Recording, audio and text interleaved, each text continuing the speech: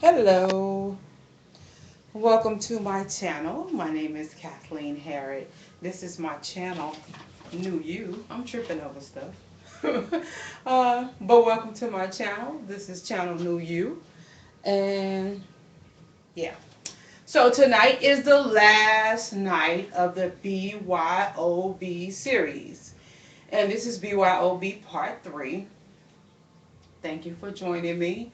I do appreciate it. I had you know how it goes, like my laptop, which is cracked by the way, from when I first started this series. And I tried to set all that stuff up, and guess what? None of it worked. So, you know me, the show must inevitably go on. So, in the last few weeks, we've been talking about, I said BYOB, bring your own bag, because in 2015, I was going to teach you how to get rid of the garbage. And so, that's what we'll be speaking about tonight, getting rid of that garbage, okay? And being able to walk in the truth. And yeah, so that's what we'll be talking about. So these are the three things I wanted us to focus on tonight. So if you can kind of just look ahead there, you're going to see that it says phase one, collecting data, or basically collecting your thoughts, understanding the things that you want, the areas that you want to have victory over. Phase two, taking action, which we've talked about along this series. Taking action, putting things into practice so you can change. And then phase three is the change, or what you should start seeing, the result. Okay, so it's kind of like a review, and kind of just letting you know that some things, a lot of things, don't just happen overnight. It's a work, I don't want you to coin the phrase, I'm a work in progress, because I think sometimes people use that for leniency, and we don't want to do that. So I want you to think more in terms of going through the three phases. And in life, that's what you should always be doing. You should always be progressing, improving. So therefore, you'll always be at a point where you're at some phase in life. Not a fad where you're kind of stuck in something, but going through phases. We should be becoming better. Better at what? Better at being mothers, better at being fathers, better at being employees, better at being managers, better at whatever we are in life. We should be becoming better. And then we should be doing kind of like what I'm doing, educating and teaching others. As we improve, that gives us a gift to give to someone else. So going back to what you see here, what we have in place here, BYOB, bring your own bag, because we're getting rid of the garbage. And these are the ideas that I want you to think about. Collecting data. Basically, get in your mind the thoughts that you need to have in order for you to identify the things that you want to change in your life. It's very important that you identify the things that you need to change in your life. So, let's take the mother thing again. Let's just say you're saying, I want to become a better mother. Well, when you identify that, then you need to name, how can I do that? How can I achieve that task? So the first thing you want to do is start to make basically some markers or a plan. So if you're the type of mother who screams at your children and you're saying, I want to become a mother better, so first thing you want to do is work on your tone, or work on your triggers. Like, what are some of the things that make you upset? Well, if being late in the morning makes you upset, plan to go to bed earlier. Have your clothes ready the day before. Have the children's clothes ready the day before. Preparation is probably the key to you making a turnaround as far as that goes with that type of situation. So what you want to do, you want to kind of start mapping out and kind of thinking of some things you can do to make some changes. So first identify, collect the data. Understand, why am I frustrated? Why am I stressed out? What makes me feel down? What makes me feel depressed? Kind of make a sentence out of it, if you will. I feel depressed when, XYZ. And that's so, like I said, you can begin to identify some things, because this whole series was about taking control of your thoughts and getting rid of the garbage. And the only way you're going to do that, you have to take control of your thoughts. When you start to take control of your thoughts, it's going to cause you to identify those things that cause you to be depressed, cause you to be stressed, cause you to lack confidence, have low self-esteem. I feel depressed when I'm angry because, you got to start identifying some things.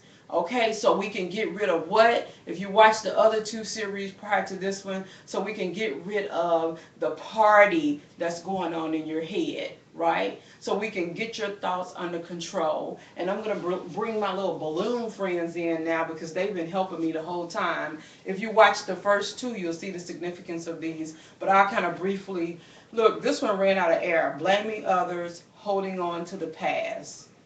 It's kind of deflated. And when you start to take control of your thoughts, this is pretty much what's going to happen to them.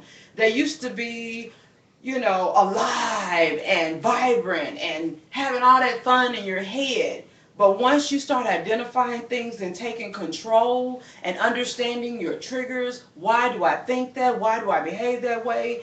You're going to start finding out that your thoughts are going to decrease. Okay, and the life that you desire is going to increase. Okay, so then you'll be able to walk more freely in your purpose and in your true design. Okay, because we're all supposed to be able to maximize it life. So blaming others, holding on to the past, it's already deflated. It's kind of got a few other things to hold on to. Thoughts of suicide, financial debt, relationship problems, divorce.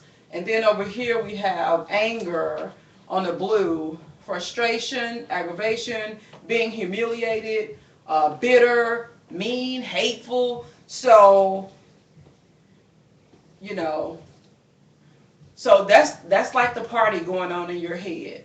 To get rid of this party that's going on in your head and have control of your thoughts, remember I did that demonstration last week where you have control of your thoughts. They're just not running rampant in your mind. You literally have control.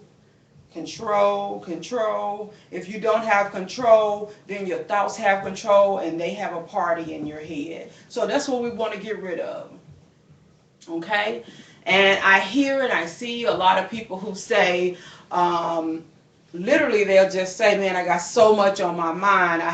I'm going through so much. Oh, my head, just these thoughts are running through my head. How do you control that? You control that by understanding that you were designed to have control over your thoughts. You are designed that way. If you go back one video, you can see I had like a little, sketch of the brain, just to show you it's a processing system. It's the greatest tool available on earth is our brains. It's an organ, okay? Your brain, okay, and your mind are two separate things. The mind is how you perceive life, how you process information, what you believe, okay? That's your mind. Your brain is just an organ, and you control that, okay? You control that. So go back, watch the other two videos. So we begin by identifying some things that we want to improve. That's the first step. Phase 2 is taking action. Like I said, if you know you need to improve something or you want to improve something, you have to start taking actions that's going to get you that net result. So even if it's like, if you feel like you're not successful in business, identify, why am I not successful in business? Paul Carrick Brunson. Follow him on Instagram, Twitter, get his news feed. He's very good with addressing things like that. He just put up something recently where it talks about why most businesses fail, and it's not because of money, it's because of knowledge. And the Bible even says that my people perish for what? Lack of knowledge. Some of us are not able to get to that next level in our life simply because we don't have a lot of knowledge in the areas that we should have knowledge in. So go back, if you can find Paul Carrick Brunson, his middle name is Carrick or Carrick, Carrick, last name is Brunson. And so he talks about things like that. I don't agree with everything this next guy I mentioned says, but some of his stuff kind of hits on target. Tony Gaskin, so you can follow him on Instagram, Twitter. Sometimes he puts little things out about relationships. So if you're having issues in your relationships, one thing I like about him is he's into his wife. And I don't know all of his history, but I do know that he understands the value of family. He understands what it means to exalt your queen so you can be exalted as a king. So he understands that part of relationships. So if you need some help in that area, follow Tony Gaskin. That's TonyGaskins. He has some good pointers and he makes some good points, and so they do the same thing I'll be doing, kind of traveling from town to town and speaking with people. So you can go to one of his seminars or what have you. So taking action. What do you do to take action? You figure out what you need to improve, and then you have to figure out, what can I do to improve it?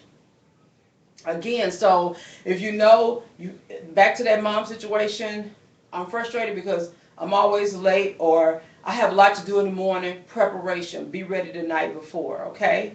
Things like that, little simple things that can help you out in life. So if you're having relationship problems, you just can't say, man, my marriage is not working. No, you have to find out, why is your marriage not working? Why are you and your wife not happy? And one of the things I want to point out, I wrote something about this on my blog, and I do blog, Kathleen Harrod, WordPress.com, because I do believe in the family of structure, and I do believe that some of us really just lack knowledge, and that's why we suffer so much. And so I wrote an article about the Neelys. They have that TV show. I believe they have like barbecue sauce, and they have they're on the Food Network, and they went through a divorce. Now we all know that we don't know what happened in their home, but one of the things I pointed out when I was writing about that story is that they spent 20 years together, and out of that 20 years, according to what they said, it was almost like 20 years of misery. And it kind of dumbfounded me, but I can kind of see how it can happen. But I think it's just because a lot of us just lack knowledge. We don't know how to be married. We don't know what are the expectations of marriage. People say, hey, the man get up, he go to work, he provide, the woman take care of the home. And even if you have shared responsibilities, it's all about making a paycheck and coming home, and we all know what we're supposed to do. I'm supposed to cook, be cute, and buy groceries, and he's supposed to be a man, protect me, da-da-da. But when you start talking about everyday life, structure, and always showing love to one another, see? Always showing love to one another, always being supportive of one another, always being spiritually connected, always being resourceful for one another, always lifting each other up. How do you do that every day? Okay, and somebody said, that's hard. You can't that's a lot to do. You can't give somebody that every day. It's so simple to do. A lot of us miss it, but it's just so simple. All I have to do is treat you right every single day of my life. It's just that easy. It's even more simple. The only thing I have to do is treat you the way that I would like to be treated every day. How easy is that? If you know that you like nice new things, what would make you think I wouldn't like nice new things? If you know you want love and affection and attention, or you might not be the person who necessarily needs all of that all the time. But if I'm on this end and I'm telling you, I like love, affection, and attention, okay? The thing is, you don't have to do it, you don't have to be the person that needs all of that, but you do have to find a way to fulfill their need because that's the other person's desire. So then how do you do that? First of all, have a willing mind. And this is all about your thoughts, your mind, controlling your thoughts, being aware of your thoughts. So first, have a willing mind. Think of that other person as yourself. If you had a need when you want that need to be met, and maybe you can think about some ways that you two can compromise so that you get out of the relationship what you need and the other person gets out of the relationship what they need, and your relationship, your marriage can stay together. And so then you'll start working on taking some actions. So since my wife or my husband, because men are emotional people too, you're a human being, you're not made out of plastic. So since we're both sharing this household and we're both in this marriage, what are some of the things that I can do? Okay? Because I want to treat you in that manner. I want to take care of you. I want to be loving and kind. What are some of the things that I can do? Well, you don't go out to dinner every night, right? Your wife's not expecting that. You don't go shopping every day. You don't go to the movies every day. So what are some of the things that you can do? You can start at least going to the movies twice a week. Once every 2 weeks maybe. Then maybe once a week, okay? Maybe you can do even smaller things like order a pizza, play board games, watch movies at home. Whatever you need to do to give that connection to fulfill that need. And then it should be reciprocated. Okay? So then you have the give and the take, the give and the take, the give and the take, the balance of the relationship. So you have to put things into action. Once you can identify some things that are not going the way they should be, then you have to figure out, what do I need to do to turn this around? Because your life always needs to be in balance. That's why I don't like the party in your head, the balloons. Because the party in your head, thoughts, random thoughts, you being stressed out and bothered and not having control of your life, is going to affect your everyday living. And that's why it's important that we understand that we are the ones responsible for controlling our thoughts and controlling our lives. So you identify things, then you put a plan into action, and you take action.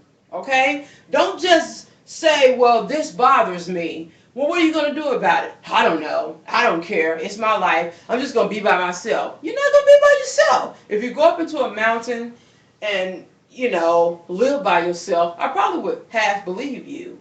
Because even if you go up into a mountain, and I know for sure you left a mother and father behind and possibly some siblings, because you didn't come into this planet in an egg. So, being able to control your thoughts affects your daily life, and it affects your relationships. So you always need to be in control of your thoughts. Now, like I said, this is a process. You're going through phases, okay? You're working it out. You're not there yet, but you're gradually working it out, and coming to a point where you will conquer the thing that has held you captive the most, okay? And then once you can see that you're able to do that with one thing, this becomes life application, and you can apply it in every space in your life. On your job, in your home, with your children, with your husband, with your neighbor. It's always something you need to improve, always something that we need to work on. And so this becomes applicable in each phase of our lives. And then, of course, phase 3 is the change. There is nothing like going through a process and then realizing that there has been a change. Okay? Nothing makes us celebrate more than seeing a change. When we see a change has taken place, we get excited. Okay, we have more. Our self-esteem is boosted because we know we did it. We put the work in, and we know that we did it. Okay, and what I was saying earlier is once you accomplish something or once you do something and you know you've learned, okay, and you've improved, then you can teach that to someone else. Guess who will be the first person that you'll be able to share what I've taught you with? It's going to be those who are immediately around you because they're going to be affected by it immediately. When you start to change, when you start to be a more loving mother, a more loving father, um, a more loving, caring husband or wife, immediately people are going to see it, okay? And, you know, there are things that all of us need to work on. But if you work on them and you begin to see the improvements, you'll want more of that. And then the person who's seeing it, they'll want more of that.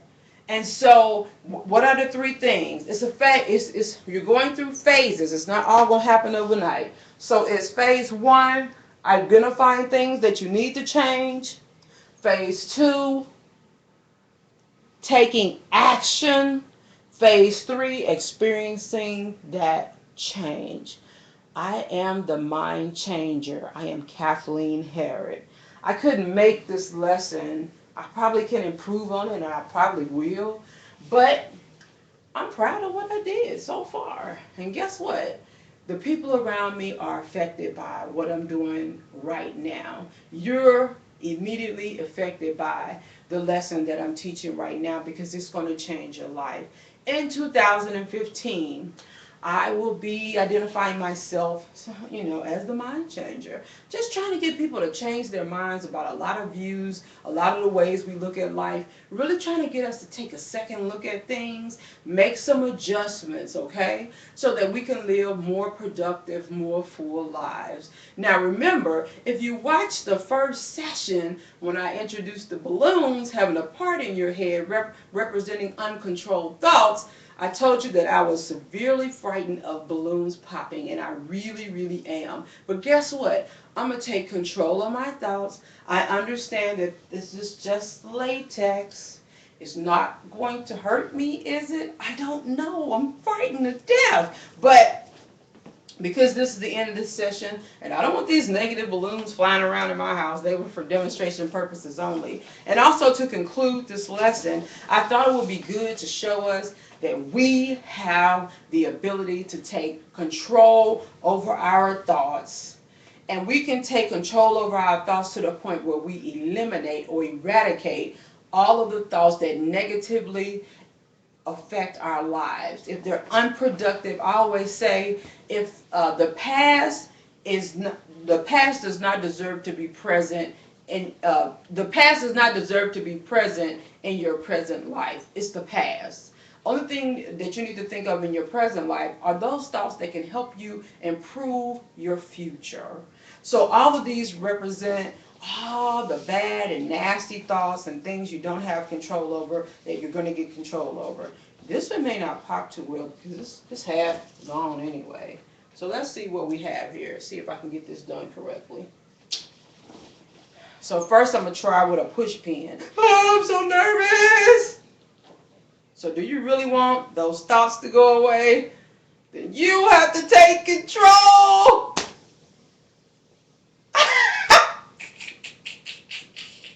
I didn't even get a pop, but the air is going out of it. Okay, so don't be afraid of a challenge. Okay, it's challenging. You don't know how your wife is going to respond or how your husband is going to respond to the new you. It's a challenge, but do it anyway. Okay, don't be afraid. And I'm going for the blue one. Ah! Well, it gave me a little pop. Look, it went down super quick. And last but not least is the red. And this represents, I'll say, the blood that covers all of us. I'm talking about Jesus Christ, not no chicken blood. So I like the fact that the Bible says you are more than conquerors. Let me elaborate on that for just a moment. Identify, okay, the things that get you down, that stress you out, that causes you hurt, pain, discomfort. Identify those things. Make up your mind that no matter how challenging you're going to face them, because you can do it. Make up your mind what type of action you're going to take, even if it's as simple as, I don't believe in myself. So what's your action? I'm going to get up every day and tell myself I believe in myself. That's an action. That's you facing, the challenge. That's you doing something different so you can experience a different result, which is phase 3.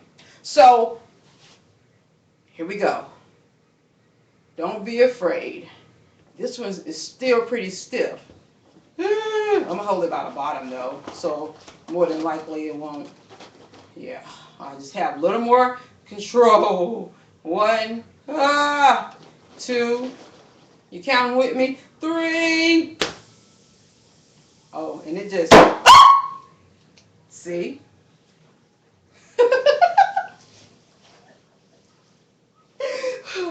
Okay.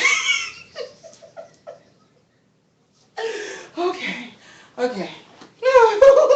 That was, it scared them. It scared them. Okay, so that's you having control. Oh my God. It scared me a little bit still. Oh man. So that's the end of this series. All of my series, I'm going to start downloading them on DVD. I'm not sure if you want to share them with anyone. So I want to give you the opportunity to purchase them and give them as gifts. The price is probably going to be, $5 or something like that. Maybe 10 for a whole series or something like that where you can kind of follow along. But I want to say thank you so much for joining me for this series. If you're watching it on YouTube, if you're watching it on Ustream Live, wherever you're watching, if you're watching me on your mobile device, um, thank you, thank you, thank you. Recommend this to other people so they can improve their lives as well. Okay? So don't forget the release of my new book, The Body Book. Uh, a lesson about inappropriate touch.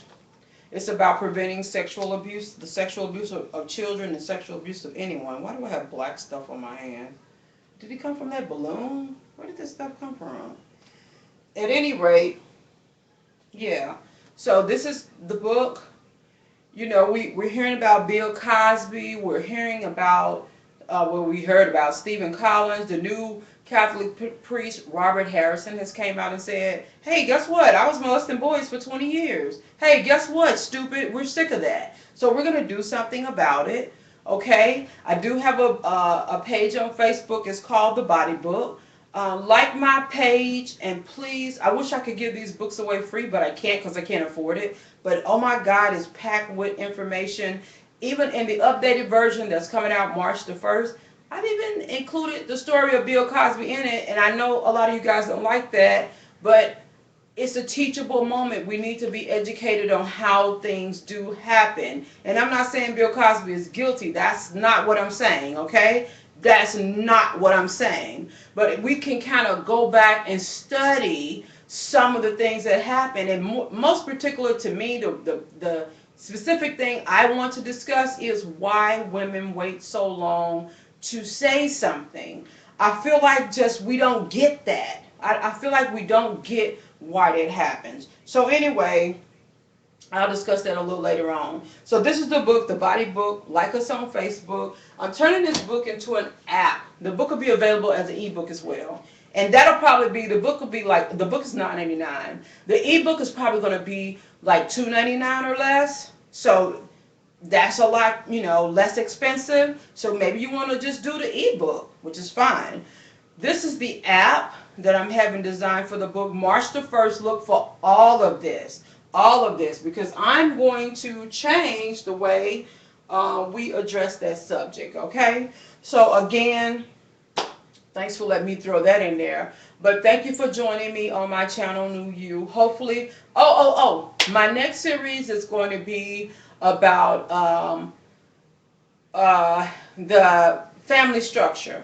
Why it's important to keep the family structure. Okay, so stay tuned. I'm going to tell you why it's so important that we not get divorces and that we have strong families. I think it's going to be like a 4 Sunday series. So starting next week on Sunday, that will be 2 weeks in January and 2 weeks in February. So probably up to Valentine's Day, we're going to talk about love, how to love your family. You understand how to share that love with your family, keep that bond tight. So join me for the next series. Thank you so much. My name is Kathleen Harrod, and I'm going to change your mind because I am the mind changer. Thank you for watching. You have a great day.